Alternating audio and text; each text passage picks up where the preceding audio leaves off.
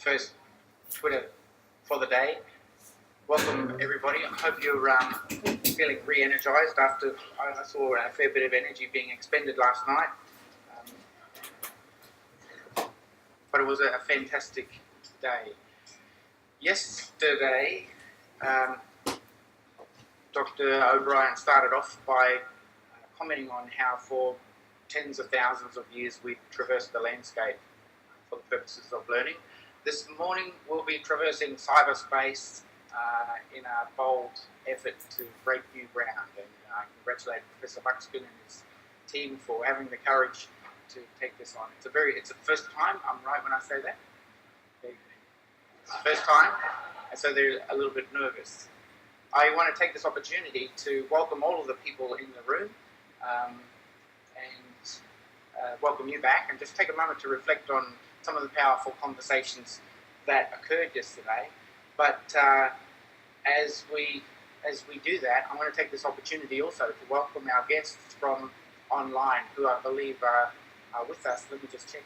We've got them, and I've got Luke down here. I'm just trying to get an insight into how far and wide people are coming from us. Those are in. Okay. Oh, wow. Okay. So we've got people from as far as Thursday Island. Hello, Francis and Fiona from Mildura, who I know uses Twitter. And Mark is up in Cairns. And Wadad, Northern Territory. Geraldine's up there. And I'm sure there'll be others who will come to join us. So please, for the audience online, I know that you'll be chatting with Luke as we go. So as Professor Rigney offers his commentary this morning, feel free to engage and offer some questions. And similarly, you'll be invited from in the room to ask some questions. The format will work like this. I'll introduce Professor Rigney very soon, and then he'll speak for 10 minutes, and then we'll stop, and then we'll take some questions from inside and outside the room. And then we'll do that in three kind of rotations, if you like. So it's a pretty simple format, and I'm going to stop talking and introduce Professor Rigney, because he's got some good stuff to say. Professor Irabinna Rigney is the Dean of Indigenous Education at the University of Adelaide. And I'm going to leave him to introduce himself, but this morning in his session he's going to take on some big and complex questions. Things like, what will schooling and education look like in the 21st century for Aboriginal and Torres Strait Islander pupils? What does this mean for teacher preparation? And what does indigenisation of school mean in this context? Some very big and profound and interesting questions. Please make welcome to the stage Professor Rigney.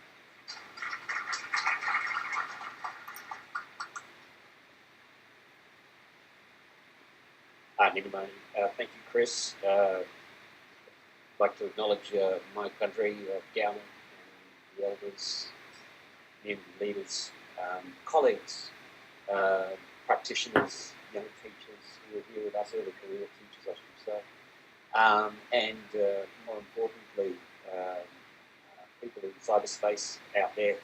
Welcome. I'm really honoured to be here today to share with you some of my thoughts around 21st century Indigenous education. I also acknowledge those in the room, as we did yesterday, some of the key people who've been around, and particularly on this table in front of me, my colleagues who I respect immensely, who have obviously made the journey easier for me, and I then, the debt I was meant, the good work that you've done for us to track, and some of the things that I'm going to say today will be obviously tried to drop into that knowledge. So without further ado, I'm hopefully going to try and take you through a hitchhiker's guide of what will be before us going into the 21st century, and try and give you a sense of what teachers will face, what challenges lay ahead of us. And I want to make some outlying statements. I've got three challenges. There's four themes that I want to try and cover today. And that is, the first thing that I want to try and cover is RAG. the Indigenous education reform has been real slow. And Australia must pick up the pace around Indigenous reform.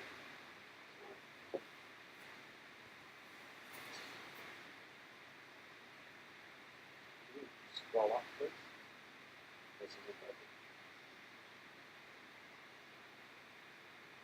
Okay, so while they're trying to get on my first slide, the first thing that I want to raise is that Australia must pick up the pace on reform in Indigenous education, and that the school reform has been agonisingly slow. And I think that what we're facing at the moment is we're trying to fix problems that should have been fixed 3 decades ago. And this inhibits us to be able to focus on the key challenges that are on the horizon. We're still back trying to fix numeracy and literacy that should have been fixed 3 decades ago. And people need to be held accountable for that. But in focusing on closing the gap, which is a 3-decade-old problem, inhibits us, I would argue, in order to try and project try and solve as Indigenous educators what's going to happen in the future. So I'm suggesting that the reform of Indigenous education has not kept pace with the ever-changing Indigenous condition. And that this reform has put the brakes on growth and has put the brakes on us solving problems that are on the horizon that are likely, that we're going to have to go to face in the next 10 years. So that's my first point. Reform must pick up pace with the current changing conditions of Indigenous education. The second point is that digital revolution is here, and we're using it today. And Luke, I just want to acknowledge you in the room. I'm a big fan of you and your work in the Indigenous X, and I'm really keen to try and work alongside you. So digital revolution is here, and I'm going to chart some of those. And my argument today will be to try and convince you with all the eloquence that I can muster that curriculum and pedagogical reform and shift is fundamental for the next generation, and that this isn't just about national curriculum. That I'm arguing in order for us to move forward, we need another curriculum and pedagogical reform shift. And then lastly, that change poses challenges and opportunities, that all change isn't bad. So with climate change, with the rise of the sea level, it isn't all bad. So I wanted to make that forward. So those are the 4 things that I'm going to try and address today, and then we're going to stop and break it into 3 different parts. Some of you have already texted me to ask about some of the writings. You'll find it on my current writings. You'll find those on the website, not on the website, through a Google search and some of those, and also we have it in the PowerPoint. So let's just, in any presentation or any papers that you've read of mine, I tend to use a humanities and social science methodology. I historicise the problem, I politicise the problem, and I strategise the problem. And I do that in my classrooms and in my teaching, and that's the way that I operate. That's the key methodology that I use. So this presentation is no different. So what is Indigenous education? I'm going to do it by 2 slides. This is what we've been doing for the last 3 decades. This is the map that most Australians have, and this is what we're trying to teach, the different knowledge systems. So this map comes with a knowledge system that we understand, we're both important. This map is really, and the knowledge system that accompanies that is important for Aboriginal students. But so is this map for all Australians. And the numeracies and literacies that comes with this map is equally as important of the numeracy and literacies that belong to this map. And at the moment, we're trying to fit into our schools both of these maps, some with great success and others with uneven success. So for me, Indigenous education at this particular point has been honouring, has been working on belonging, and has been working on purpose. Why teaching? We asked this question yesterday, why teaching? And I want to take you now to why you are here, why you chose this profession. And I want to use the classroom portraits by Julian Germain, who I absolutely think is terrific. It's a pictorial view of what classrooms are like across the world. And I want you to have a look at not necessarily the individuals, but what's around these things. These are still classrooms. Right? These are still people getting up out of bed in the morning and wanting to learn, no matter where they are. This is a programmed rest period in Korea. But what you're seeing here is classrooms of all different shapes and sizes, uniforms in all different shapes and sizes. These classrooms are in, some of them are in war-torn areas where teachers have to get up early in the morning and dodge mines, dodge bullets, and still have the capacity to be able to teach. And so are the children. So what we're seeing here is that children and staff and teachers and administrators and curriculum writers are all getting up, believing in the things that they're doing in order to empower the people that are inside their classrooms. The classrooms look different. Some of them look like that and others don't. But the ultimate goal is our love of learning and our high value of placing on learning and empowering our students to go on to better things. And that's worth getting out of bed and dodging lines and getting things. That's the essence of writing. But they all look the same. They're all here for a single purpose. Now, this is Rebecca Richards, the first Aboriginal Rhodes Scholar in Australia. And she's at my university and I've just employed her to come back to the University of Adelaide. She was from the Riverland. Her father was a Scotsman from Port Augusta. And she is our first Aboriginal Rhodes Scholar. We're hoping she'll go on to complete a PhD at Oxford. And this is one of the shining lights of why we get up in the morning. However, whether it's an Oxford University scholar or whether it's people working, going on to good work, or whether it's going on to do community work, that's what our challenge is about. Okay, so now I'm going to historicise where we've come from. I've given you an indication of our purpose. I want to now go to what we have possibly achieved and try and summarise it in one slide for you. Between 1960 and 2000, indigenising schools had different challenges, purposes and demands. What we achieved during this particular period was Aboriginal education, teachers' curriculum leadership. We grew those. We grew a series of linguistics and language maintenance and revival, law, anthropology. We had success, relative success in medicine and nursing and so on. And one of the key aspects, a couple of the key aspects during this period, was access, equity, and equal opportunity. So some of the first policies, Professor Hughes was involved in some of those, the NAP. We had real good success at these particular points. And what was prominent in the disciplines at this particular time was humanities, social science, health science, and professions. We gained lots of traction in some of those areas.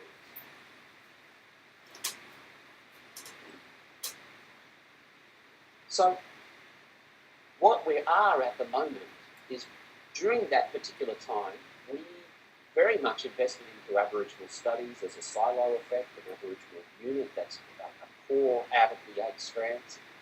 But now we're moving into more of a perspectivism.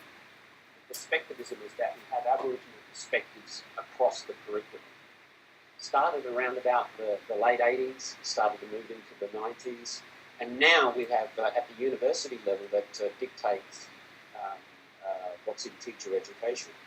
That is, we have the Brent Review advocating for perspectives. So Aboriginal perspectives to be right across the entire areas of the university and the school. And the national curriculum, cross-cultural, cross-curriculum priorities attest to this.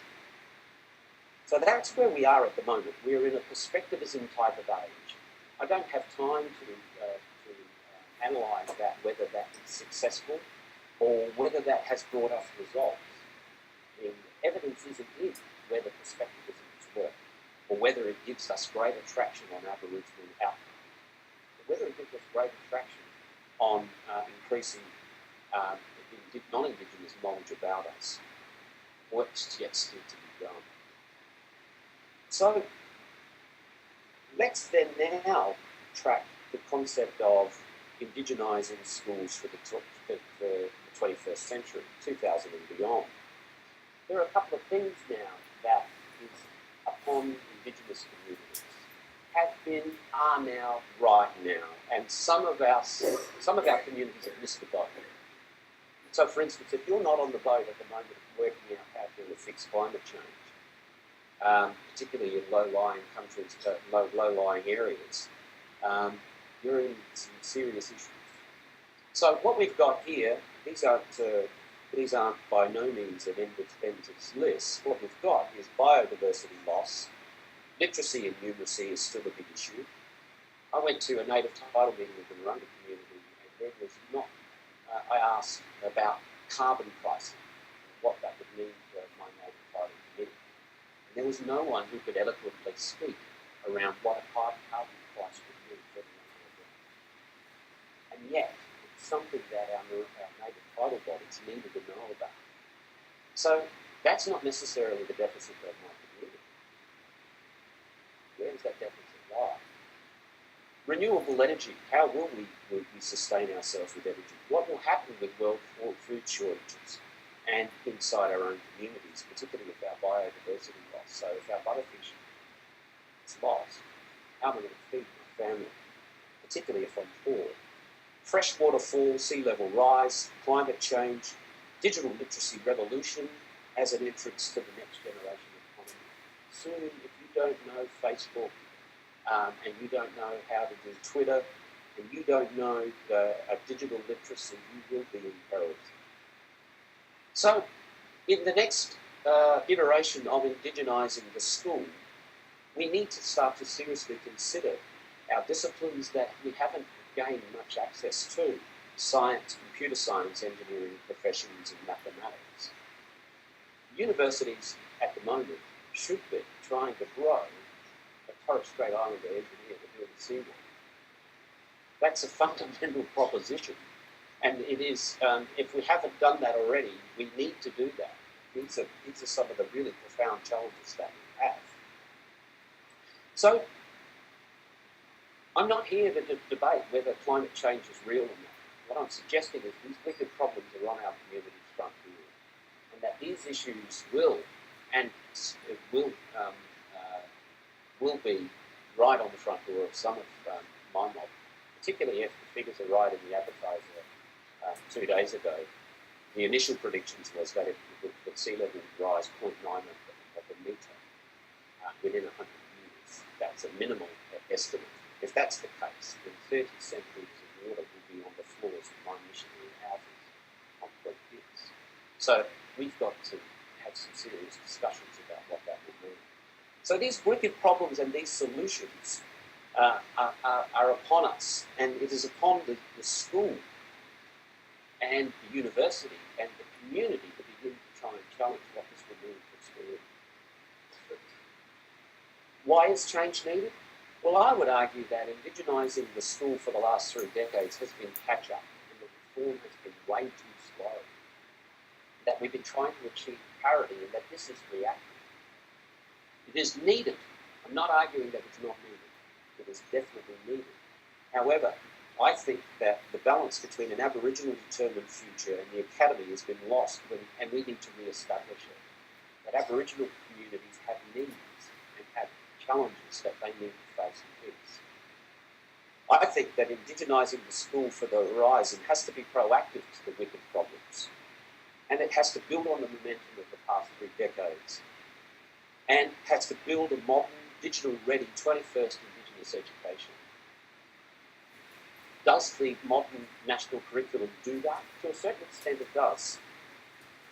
However, it does languish in other areas. So what should we hope to achieve?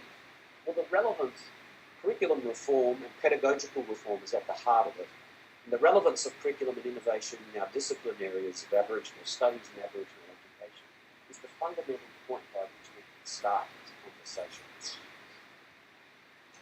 There is an under-theorisation of Aboriginal issues around the wicked problems, and it's a real sad state of affairs.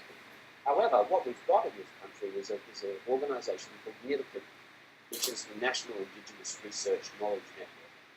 And hopefully, at their conference last week, up in Rockhampton, there was a real sort of connection with some of these issues about the 21st century and what they would mean. You need research to have good schooling, and you need good schooling to have good research. So we need to produce, with Aboriginal education and us in the room, we're going to have to produce Aboriginal leaders able to guide the next generation through the wicked problems and look at 21st century digital literacies and economies and try and gain some traction in STEM-related careers. There's some really big challenges for us. And in terms of sitting down and trying to work out what is the way forward, we've got a task ahead of us. Canada and US and Australia, well, what are they like in terms of educational attainment? Well, enrolments and commencements are considerably less than non-Indigenous peoples in all of these areas. Most enrolments in Canada and UK and USA and Australia are generally in health, law, education and nursing. There are low numbers in all of these countries in science, technology and architecture. The retention rates are the same, basically. They're lower, 30% lower. However, in Australia, an increase of over 600% is required for a number of PhD candidates to reach population parity. So we were talking about the shortage of what we need to get Aboriginal teachers. In order to get PhD Indigenous scientists onto some of these issues, we've got even a greater challenge. So I hear what you're saying. The first challenge is to get them through school. The second challenge also is to have our scientists who can begin to theorise some of these issues. So I've painted the picture there, and I'm not going to stop there like some of my PhD students that do the critique and don't offer the solution. So I'm going to do that after this is a good time for us to stop and have some questions.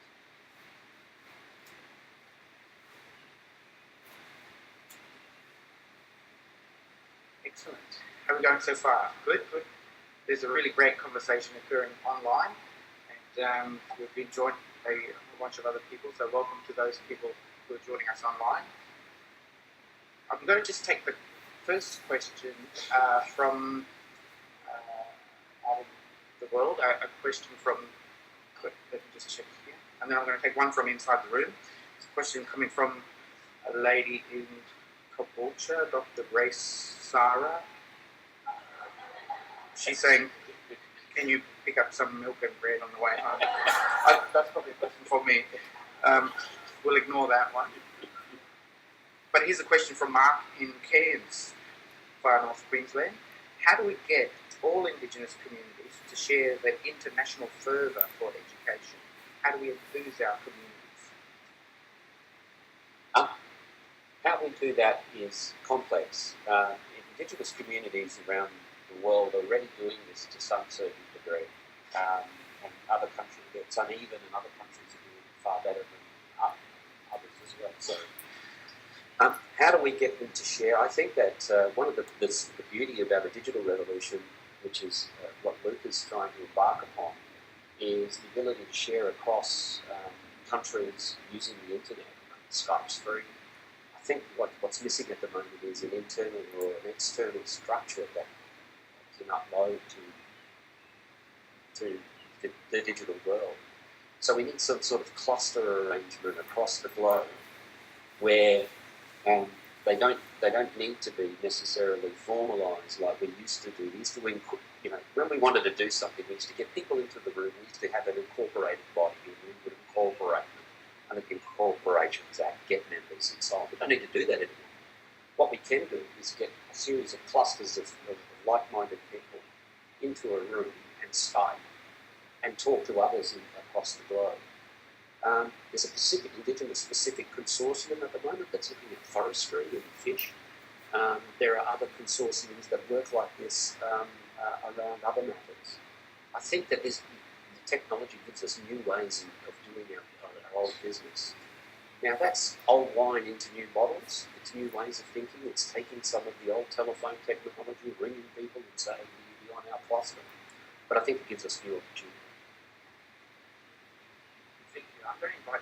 from inside the room as well. And if you have a question, I'll ask you to make your way to the microphone.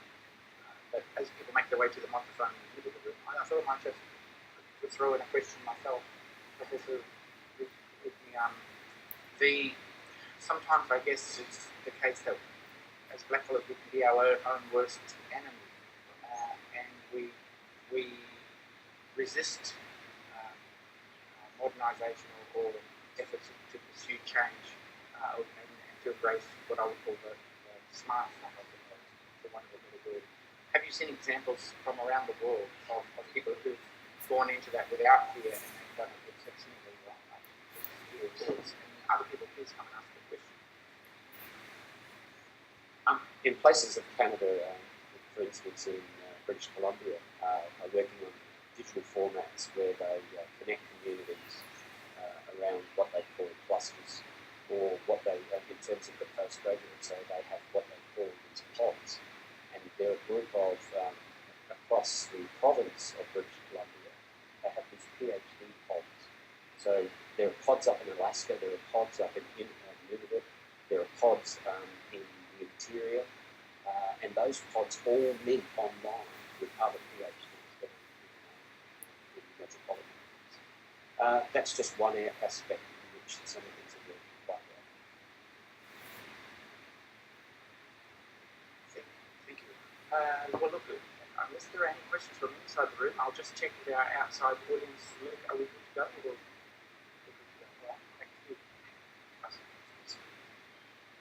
Okay, so I've outlined my hypothesis on the background and contextual aspects. What are some of the other areas that really challenge us? I'm not fearful of this challenge, and I don't think you are. We're just trying to see what's before us so that we can fix it. This is Paul and Patronus's work, who I absolutely respect, and they're looking at the concept of the Millennium Development around the plight of Indigenous peoples and their poverty. And I don't wish to go into too much of this, but just to suggest that poverty is a key issue that we need to address going forward in the 21st century. It's an age-old problem, but it inhibits us. The other aspects of distance, so Canada, Australia, Africa, all face this issue. And that is what you're seeing here is just discrete Aboriginal community where they live. And here's the distances that they're travelling to access services. And sadly, some of the hard-fought funds from native title governments or Aboriginal people want spending on services to government issues to provide, which is a really sad state of affairs. But what we've got here is, if you have a look at the discrete Aboriginal communities and look at some of the dots in the interior and look how far they're travelling to either be banking, we think that in the end will give us some traction on this. We think the national curriculum will give us some traction, so if Mum and Bubs cross the Western Australia border to go into Northern Territory to have dialysis machines, and she takes Bubs with her, or he takes Bubs with her, then they can then be inserted, hopefully, into a national curriculum that has a standard that is across all states. So we think that we will be able to address some of these challenges of tyranny of distance with the national curriculum. Will it be the best fix for that? No, I suspect not, but it gives us hope. What does Aboriginal education in the 21st century look like? So this is where we go forward. What we don't want is what Chris has eloquently said, and that is that there is a real fear of change. And some of us, in some of our own families, around what these technologies look like, what they would bring, what hazards they pose, but they do pose hazards, but they also bring opportunities. So, for instance, you can get fleeced quite easily from a computer than you can walking in a crowd with a full loaded wallet. Make no mistake about that. And so there is a care and a duty of care that we need to impose, particularly around our children and the access of pedophilia and so on. So there are some challenges, and sometimes these challenges are also inside our own heads. We've also got Vincent's work says that areas of disadvantage are on the rise, and that those schools in those areas of high disadvantage going forward will need to be resourced. So capital will need to be resourced. So you can see here the map. That's the top. That's 1999. I think it's 1999. And then you have all the red areas are the areas of disadvantage. You'll see it in 2004 on your right, and then the biggest map is 2007. So where the red areas are fastly approaching is where the rate of disadvantage will be the highest, growing forward.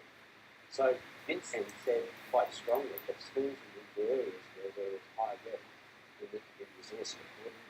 Well, that was in 2007. He was hypothesising that we begin to increase around 2014. So there is hope.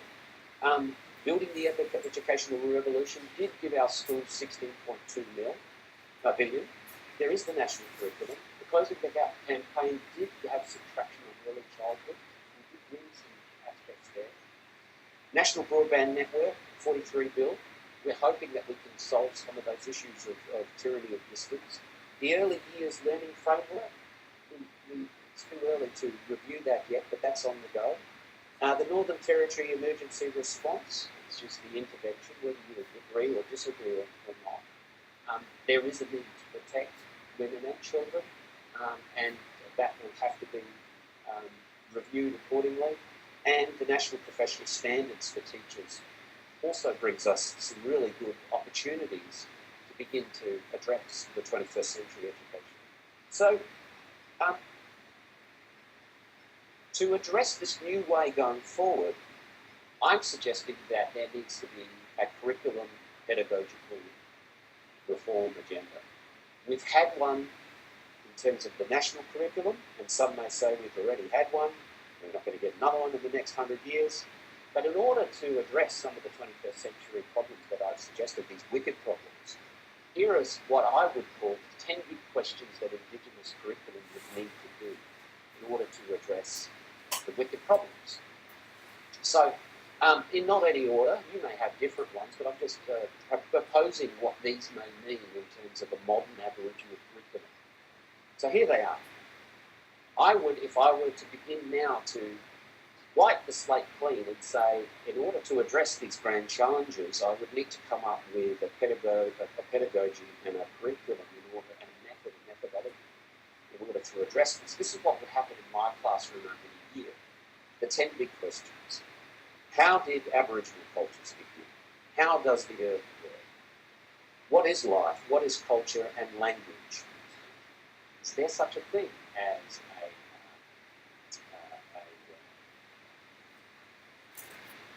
come back to that. So, number 4, how are Aboriginal cultures evolving on the earth? How do we unravel the causes of Aboriginal disease? Why does climate change from an Aboriginal view? And how can we feed the world sustainably? How can we reduce our reliance on governments? How will we conserve our Aboriginal diversity in all of its glory? Remote, regional, class, gender. Where will science and digital revolution take us? And I think that a curriculum reform, pedagogy reform agenda is fundamental in order to be able to at least address some of these wicked challenges. Now, this just didn't come from my head, it comes from my university who's done the 10 big questions of science. A very, very good colleague of mine, Professor Bob Hill, who's the Dean of Science. I was struck by the in-depth analysis he has put forward around science and thought, if I could take that model and use that in Indigenous education, it would give us a good foundation. I'm not suggesting that this is the only way, but I hold the belief that we at least need structure and coherence around the curriculum and pedagogy to be able to set some traction and address it. That will then go to the next.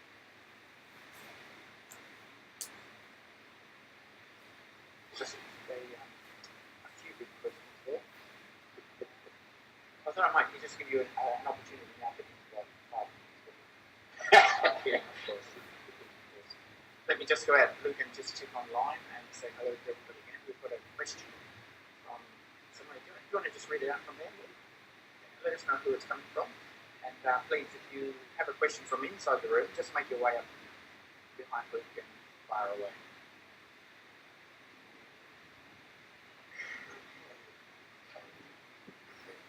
We've got a question from Heather Smith in Sydney. Heather works in early childhood across Australia and asked, how can we help with preparing kids for digital education? You can prepare kids with digital education quite simply. That is that we hear quite a bit that Aboriginal communities are quite poor and we don't have access to online services at home. There's the library. Libraries are for free. There is also schools that have digital infrastructure inside it. And as I get to some of the digital stats in a minute, we're also finding that mobile is key. And as I would state from the data that I found in the research that we did this year, is that some of the poorest of poor Aboriginal communities are buying mobile phones who are illiterate, who are also illiterate. I went into that thinking that Aboriginal kids couldn't operate a mobile phone. Absolutely.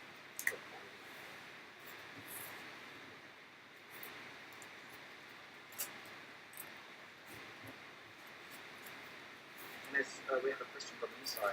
As you're talking about mobile phones, I'm thinking back to when I was at Sherwood walking up to school in the morning. I can still see her face now. Her name is Makira. And she was in grade 2. And she had a mobile phone around her neck. This was like 2006 or something like that. So she's got it hanging in grade 2. And I said, good morning, Makira. She said, good morning, Sarah.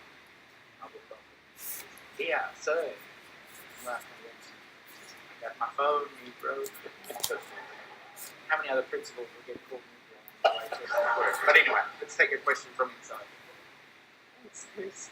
Firstly, I'd like to acknowledge the country, spirits and ancestors of the country, elders, contemporary custodians, because they're just right. My name is Rigney. I'm with the Australian Catholic University. And Lester, I apologise that I've missed part of this, but I think it's really important for us to look at what I would describe as Aboriginal ontologies. And I know you've talked about the theoretical base just in a few slides in there, but it really worries me that what we do a lot of is so content focused without really coming to terms with our different ontologies and epistemologies. So that would be the first issue. The second is what Peter has recently written about as the elephant in the room and racism in the classroom. I attended a graduation last night and a couple of our students graduated. And graduation's a joyous occasion, eh? But this student was just about in tears, was a guy. She's been placed in a school first year out, 3, 4, 5, composite classroom with 3 young students. The teacher announced, the principal announced to the school that she's only got the job because she's Aboriginal, and that's not a good thing.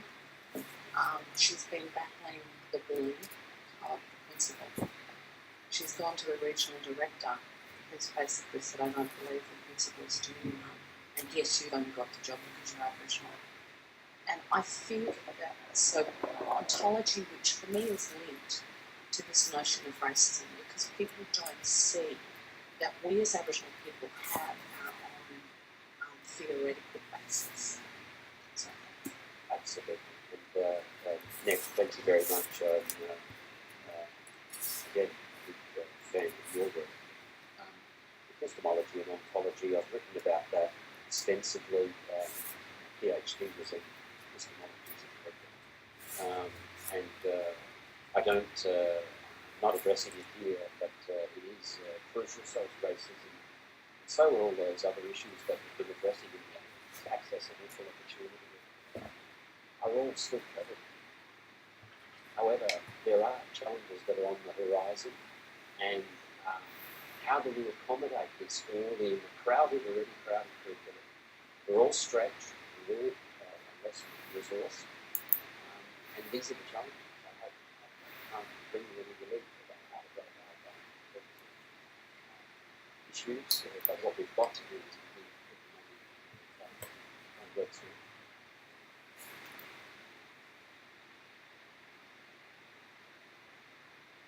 Questions from inside the room?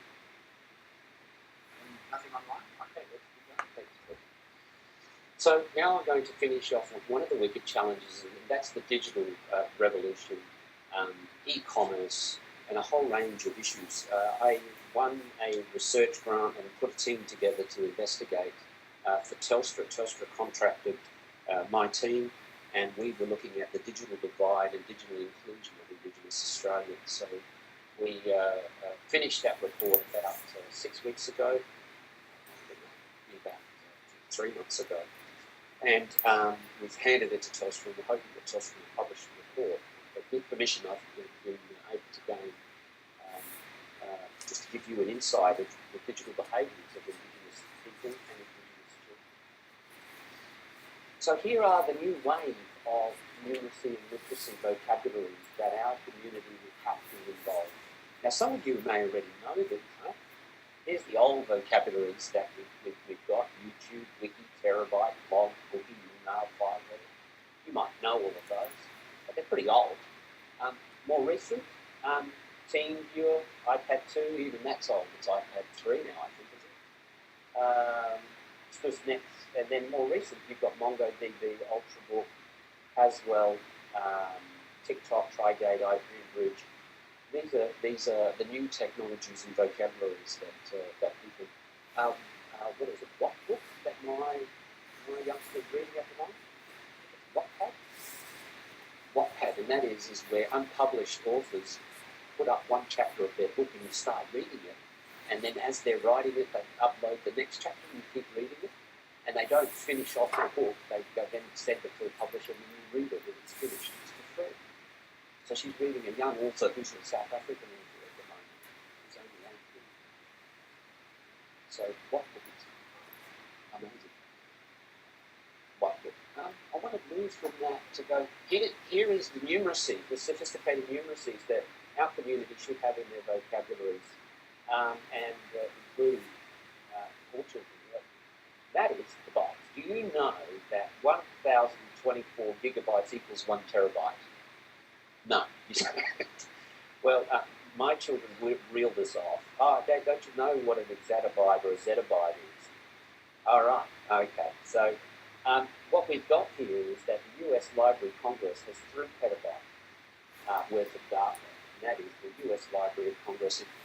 It is the mecca by which researchers live for and go. It has all of the books in the world in its collection. So there's 13 million photos, and there's 4 million maps, geography. So we've got to start to think of what a library holds.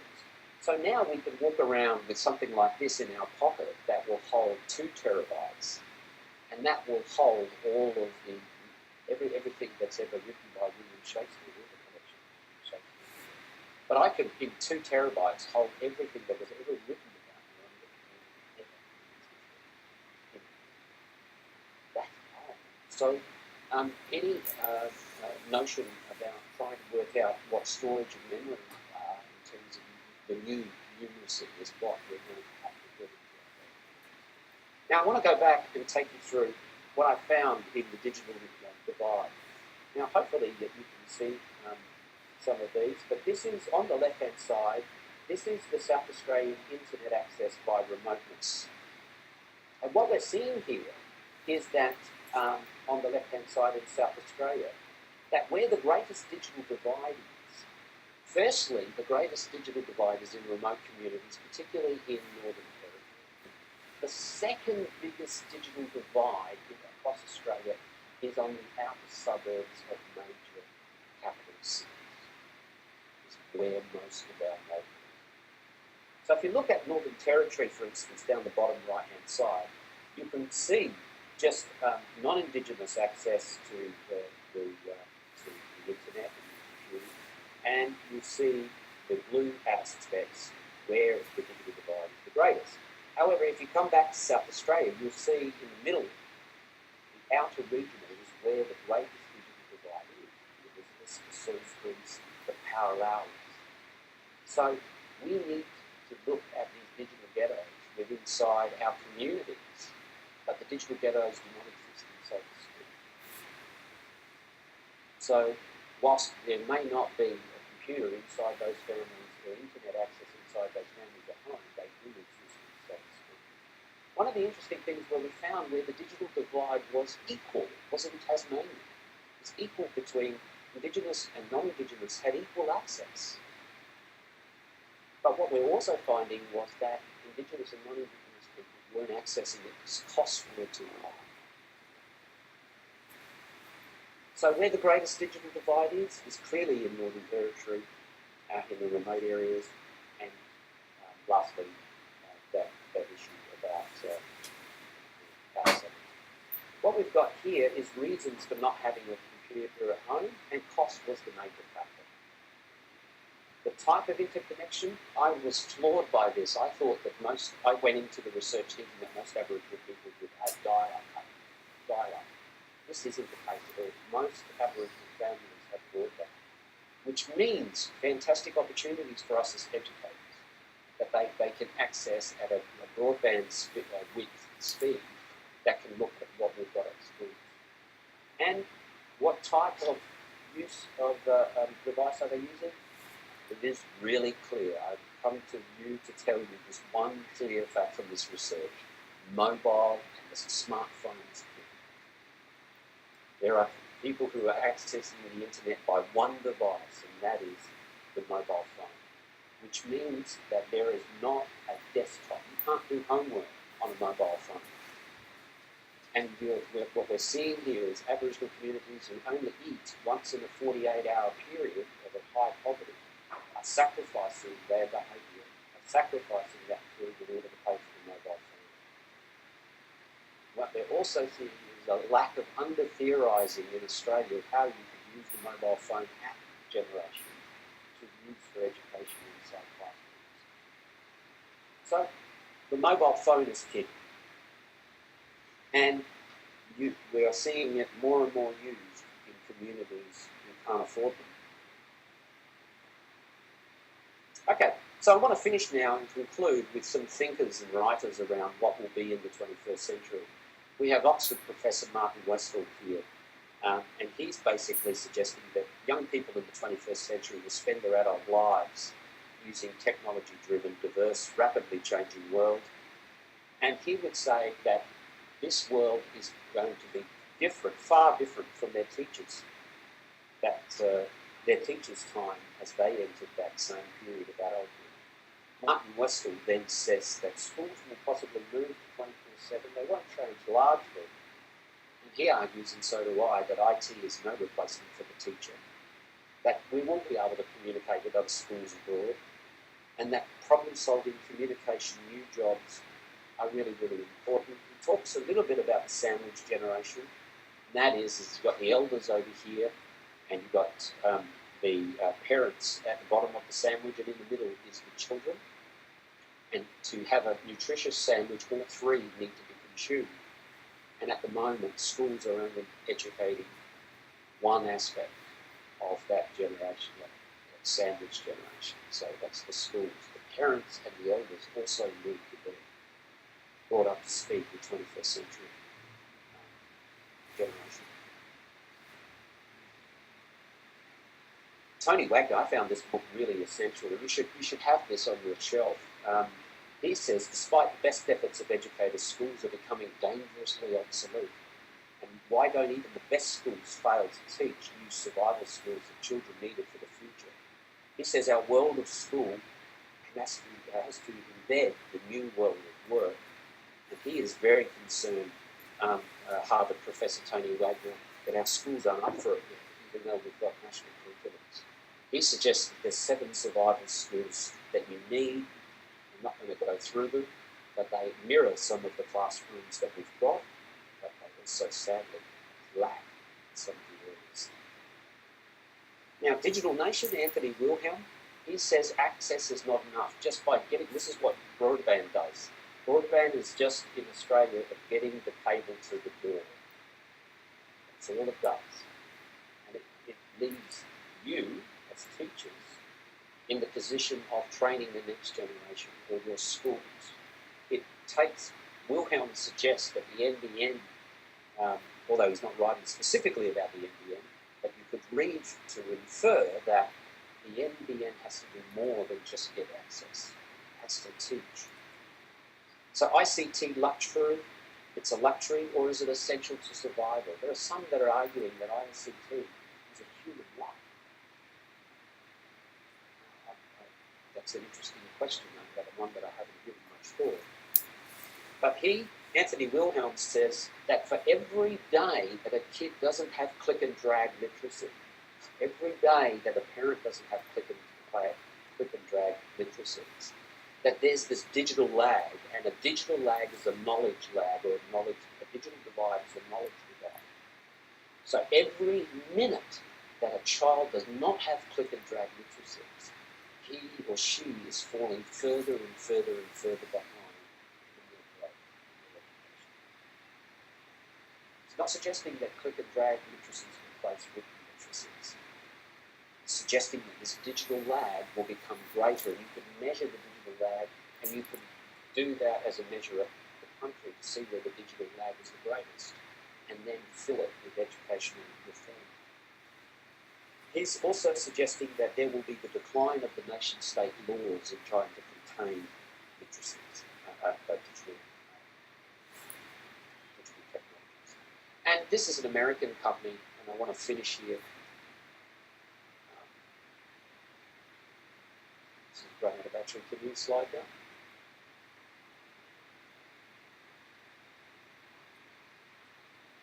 Okay. All right. I'll leave that.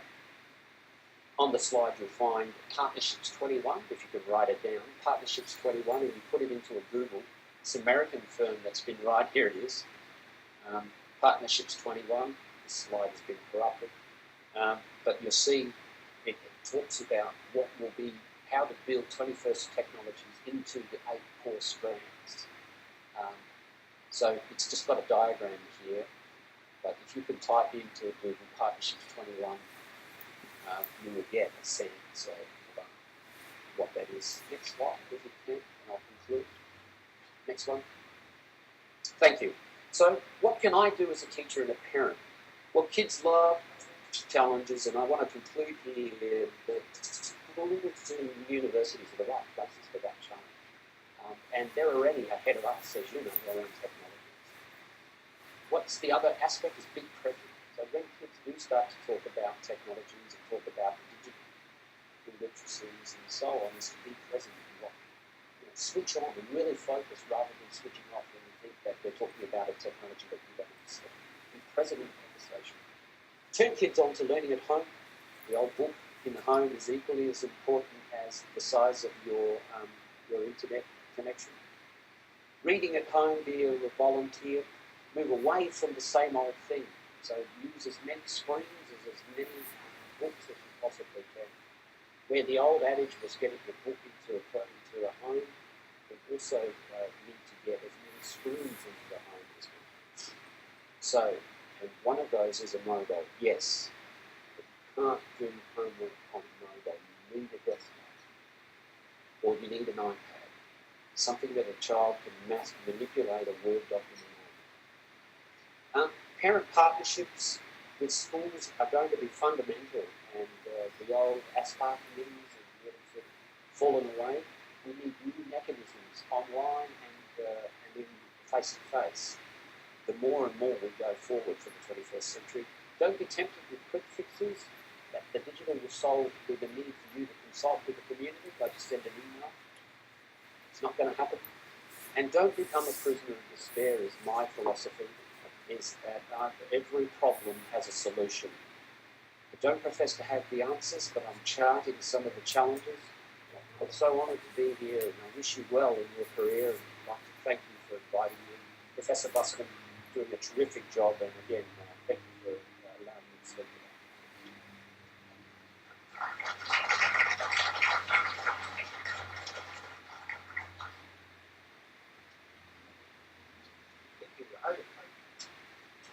schedule slightly wrong, but I thought we were going to go for some more questions, which we will do. I'm just going to check momentarily. They're not off the hook just yet. Luke, how's our audience going online? Have you got any questions? Feel free if you have a question. We've got time for another question from inside the room as well. So Luke, who are we talking to? We've got a great question from Alan over in the Northern Territory.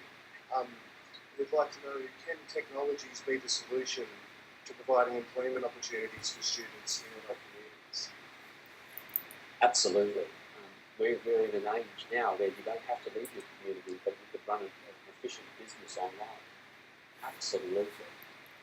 And I think that this is a classic case is that you can shop anywhere in the country you like, as long as you can afford the delivery charges. So like no other time in history, will it bring us a grand opportunity to build more employment and business ownership inside rural and remote Australia. I'm a bit concerned that this isn't on the agenda of some of those that espouse that at the top level at the moment, that they're for entrepreneurship, and that the digital entrepreneurship seems to have somehow dropped off the Aboriginal. We have just a quick follow-up question from Professor Buxton about that online shop. It's looking very focused, but he's sending through via Twitter an online question about that online shop. It says, with that online shop, would we be allowed to book up?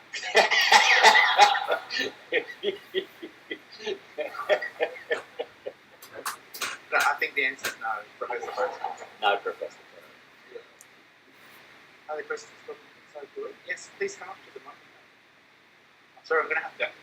Yeah, because we've got the audience outside as well. We want to see it here. Brilliant question. Just a comment about Tasmania. I live on the northwest coast. I'm half an hour out of town. I can't get internet access.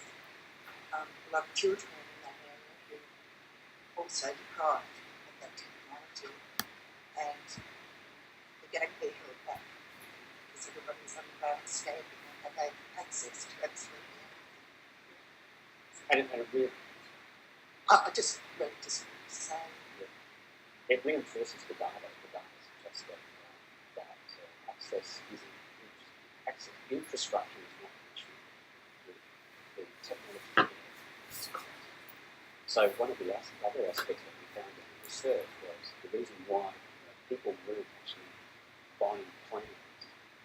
One, it's possible that its cost is too much cost to go on a plan. So most internet access is quite prepaid. So I can spend my prepaid on $20 on mobile. I can get access to the internet on my mobile. And what I can do then is afford to put food on the table, and I can budget around it. I have a plan that's $300 over a 12-month period.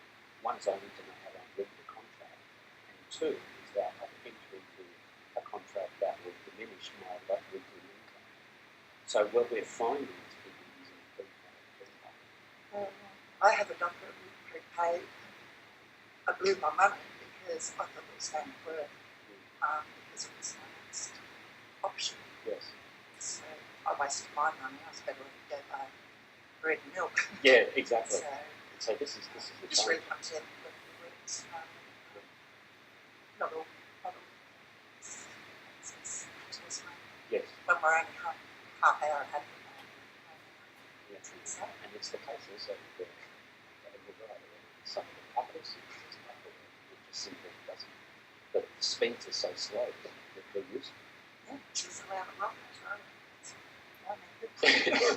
Run and catch it. Thank you. Thank you.